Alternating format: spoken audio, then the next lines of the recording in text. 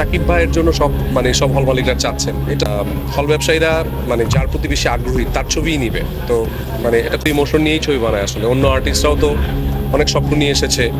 তো রাজকুমার মুভি নিষেধাজ্ঞা চালু করা হোক। জীবনধর এটা আমার কথা নয়, এই কথা যেন মিডিয়া পাড়ার সকলের, মিডিয়া পাড়ার প্রত্যেকটা অভিনেতার কথা যে ভাই এই রাজকুমার মুভি বন্ধ করা হোক। কেননা হলের মধ্যে যদি রাজকুমার মুভি চলতে থাকে, আজকে ঈদ পার হয় অনেক দিন হয়ে গেল, কিন্তু তারপর রাজকুমার মুভির হই হই থামছেই না।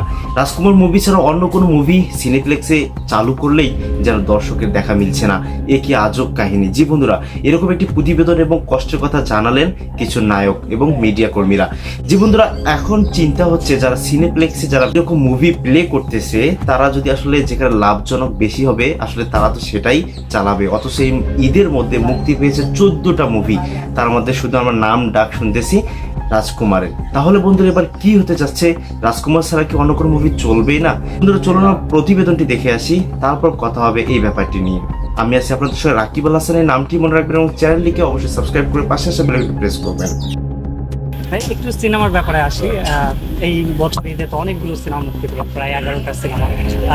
এটা নিয়ে কেমন লাগছে? কারণ অনেক বছর পরে এতগুলো সিনেমা একসাথে ঈদে আসলো, এবং কোন সিনেমাটা দেখা হচ্ছে? আপনাকে ক্লোজ বড় ভাইয়ের সিনেমা মুক্তি পেয়েছে, আমরা জানি, সেটা দেখা হয়েছে। আমার তো মনে হয় একটা ইতিহাস, এতগুলো ছবি কি আগে কখনো রিলিজ পেয়েছে? 11টা 12টা গত 7-8 বছর আগে পেতো। তাহলে এটা আসলে একটা ইতিহাস। এই সময় এসে 3টা 4টার বেশি ছবি কোনোভাবেই রিলিজ দেওয়া উচিত না। 3টাই তো অনেক রিস্কি। দেখেন, হল ব্যবসায়ীরা যার প্রতি বেশি আগ্রহী তার ছবিই নিবে। তো এটা খুব সাধারণ ব্যাপার হচ্ছে যে আমি হল মালিক হলেও তো আমার যেটা ব্যবসা হবে, রাজকুমার ছবি আমিও হলেও নিতাম। তো তারপরে ইমোশনের জায়গা আছে, সবাই তো ইমোশন নিয়েই ছবি বানায়। আসলে অন্য আর্টিস্টরাও তো অনেক স্বপ্ন নিয়ে এসেছে। তো হল সংখ্যা এত বেশি কম, 500 হল হলে একটা কথা ছিল, এখন এত কম হল। সাকিব ভাইয়ের জন্য সব হল মালিকরা চাচ্ছেন, এটা তো ওনার দোষের কিছু না। কিন্তু ওই যে যারা ইগো নিয়ে আসছেন, তাদের ইগোটা চেঞ্জ করে ওনারা যদি আরও কিছুদিন পরে আসতো, তাহলে ওনাদের ছবিও কিন্তু ভালো হয়েছে। যতটুকু দেখলাম শুনলাম, ওনাদের ছবিও খারাপ হয়নি। তো ওনার ছবির রেজাল্ট অ্যাটলিস্ট ভালো হতো, কিন্তু ওনারা নিজেরা সুইসাইড করে ফেললো। ভাইয়া, রাজকুমার দেখা হয়েছে কিনা? যেহেতু শাকিব খান আপনার বড় ভাই, তো ওনার প্রতিষ্ঠানেও আপনি গুরুত্বপূর্ণ ভূমিকায় রয়েছেন, তো এটা নিয়ে একটু বলবেন। না, ডেফিনেটলি রাজকুমারের অনেক গল্প তো আমি আগে থেকেই জানি। আসলে অনেক গল্প শুনেছি, শুটিংয়ে অনেক কিছু দেখেছি। তো আমি মাত্রই যে 2 দিন আগে দেশে বাইরে ছিলাম, এসেই আবার এই নির্বাচন শুরু হয়েছে।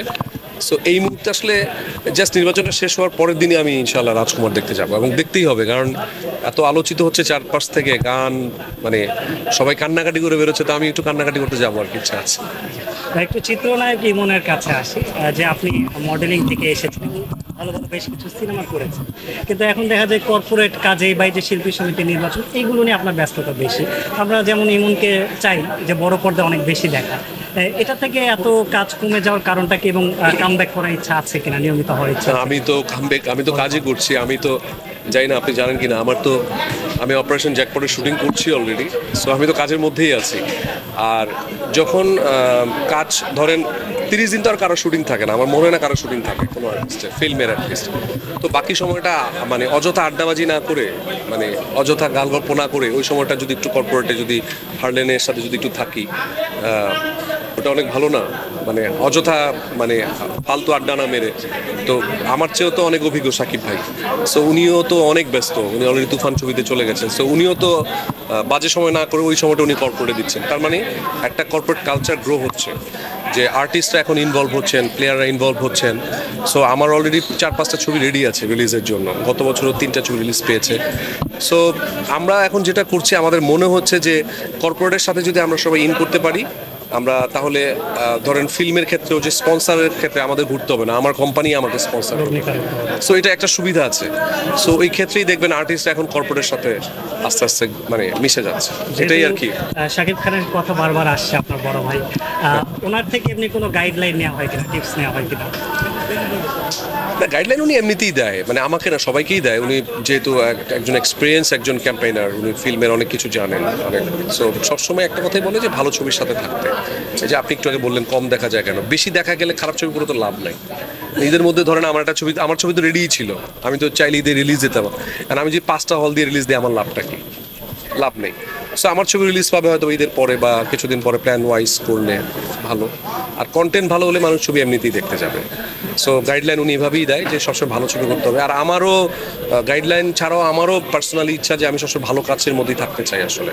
খারাপ ছবি তারপরেও হয়ে যায়, সবার ক্যারিয়ারে তো ভালো খারাপ মিলেই হয়। সো ভিউয়ার্স, ঈদের দ্বিতীয় সপ্তাহ চলতেছে, তারপরেও কোনোভাবে থামছে না এই মুভি সিনেপ্লেক্সের মধ্যে। সমস্ত ভিউয়ার্স, আর অন্যান্য যা ডিরেক্টর রয়েছে যারা মুভি রিলিজ করেছে তারা যেন হতাশার বুকে পড়ে গেছে। সমস্ত ভিউয়ার্স, এখন আপনাদের কি মন্তব্য? যারা সাকিবিয়ান রয়েছেন তারা কি চাচ্ছেন যে কতদিন এই মুভিটি চললে আপনারা খুশি হবেন? অবশ্যই আমাদের কমেন্ট বক্সে জানিয়ে দেবেন। এবং আপনারা কারা কারা খুশি হয়েছেন এতদিন পর্যন্ত রাজকুমার চলতেছে সাকিব খানের, অবশ্যই আমাদের কমেন্ট বক্সে জানিয়ে দেবেন। আজকে ভিডিও পর্যন্তই। চ্যানেল নতুন হলে সাবস্ক্রাইব করুন, পাশে আসা বেল আইকন প্রেস করুন। আল্লাহ হাফেজ।